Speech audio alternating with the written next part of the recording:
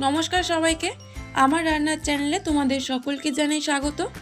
আজকের রেসিপি ভালো লাগলে চ্যানেলটা প্লিজ সাবস্ক্রাইব করে দিও, পাশে থাকা বেল আইকনটা প্রেস করে দিও, যাতে আমি যখন ভিডিও দেব খুব সহজেই তোমাদের কাছে ভিডিওটা পৌঁছে যায়।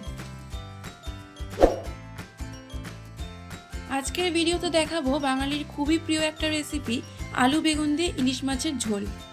ইলিশ মাছের সাথে আলু আর বেগুনের এই কম্বিনেশনটা খেতে যেমন অসাধারণ, বানানো তেমন সহজ। নতুন যারা রান্না শিখছো তাদের জন্য রেসিপিটা একদম পারফেক্ট। চলো তাহলে দেরি না করে শুরু করা যাক আজকের রেসিপি, আলু বেগুন দিয়ে ইলিশ মাছের ঝোল। আলু বেগুন দিয়ে ইলিশ মাছের ঝোল বানানোর জন্য আমি এখানে 4 পিস ইলিশ মাছ নিয়ে নিয়েছি। প্রথমে ইলিশ মাছ ভালো করে ধুয়ে পরিমাণ মতো নুন আর 1 চা চামচ হলুদ গুঁড়ো দিয়ে ভালো করে মাখিয়ে 10 থেকে 15 মিনিট রেখে দিতে হবে।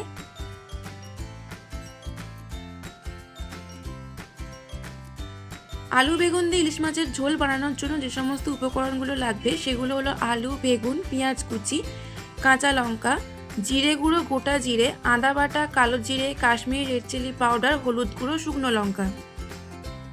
প্রথমে কড়াইতে পরিমাণ মতো সর্ষের তেল দেব। তেল গরম হয়ে গেলে তার মধ্যে দেব কেটে রাখা বেগুন, পরিমাণ মতো হলুদ দেব।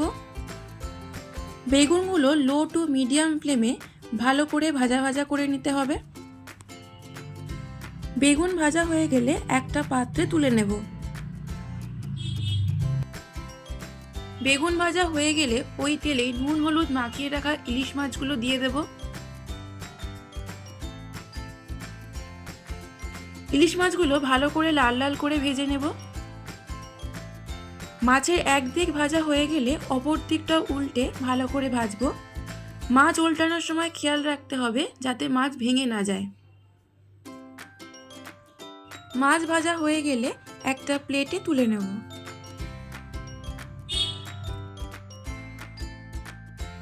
এরপর ফোড়নে দেব শুকনো লঙ্কা, কালো জিরে, গোটা জিরে। হালকা নাড়াচাড়া করে ফোড়ন থেকে গন্ধ বেরোনো শুরু হলে তার মধ্যে দেব পেঁয়াজ কুচি। পেঁয়াজ 2 থেকে 3 মিনিট মিডিয়াম ফ্লেমে ভেজে নিতে হবে।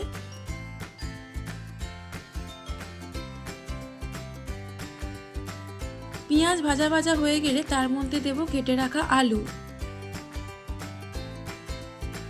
মিডিয়াম ফ্লেমে 3 থেকে 4 মিনিট আলু আর পেঁয়াজ আবারও ভালো করে ভাজা ভাজা করে নিতে হবে।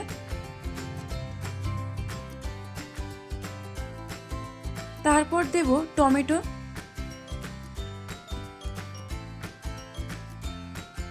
আলু আর পেঁয়াজ ভালো করে ভাজা ভাজা হয়ে গেলে তার মধ্যে দেব হলুদ গুঁড়ো, কাশ্মীরি রেড চিলি পাউডার, জিরে গুঁড়ো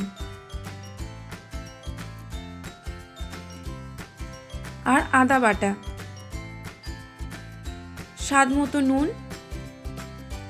সব কিছু দিয়ে মশলা ভালো করে কষাতে হবে। 5 থেকে 6 মিনিট মিডিয়াম ফ্লেমে মশলা ভালো করে কষাতে হবে। যত ভালো করে মশলা কষাবে রান্নার স্বাদ তত ভালো হবে। মশলা কষানো হয়ে গেলে পরিমাণ মতো জল দেব। ঝোল ফুটে উঠলে ভেজে রাখা ইলিশ মাছ আর 3 থেকে 4টে কাঁচা লঙ্কা দেব। মাছ দেওয়ার পর 2 থেকে 3 মিনিট ফুটিয়ে আলু সেদ্ধ হয়েছে কিনা দেখে নিয়ে ভেজে রাখা বেগুনগুলো দিয়ে দেব। বেগুন দিয়ে কিছুক্ষণ ফুটিয়ে নিলেই রেডি আলু বেগুন দিয়ে ইলিশ মাছের ঝোল। আশা করি রেসিপিটা তোমাদের ভালো লেগেছে। তোমরা বাড়িতে অবশ্যই একবার ট্রাই করো। আমাকে কমেন্ট বক্সে লিখে জানিও তোমাদের কেমন লাগলো। ভালো লাগলে লাইক, শেয়ার ও সাবস্ক্রাইব করতে ভুলবে না। তোমাদের করা একটা লাইক আর সাবস্ক্রাইব আমাকে পরবর্তী ভিডিও তৈরি করতে অনেকটা মোটিভেট করে। আবার দেখা হবে নতুন একটা রেসিপি নিয়ে। ততক্ষণ সবাই ভালো থেকো, সুস্থ থেকো।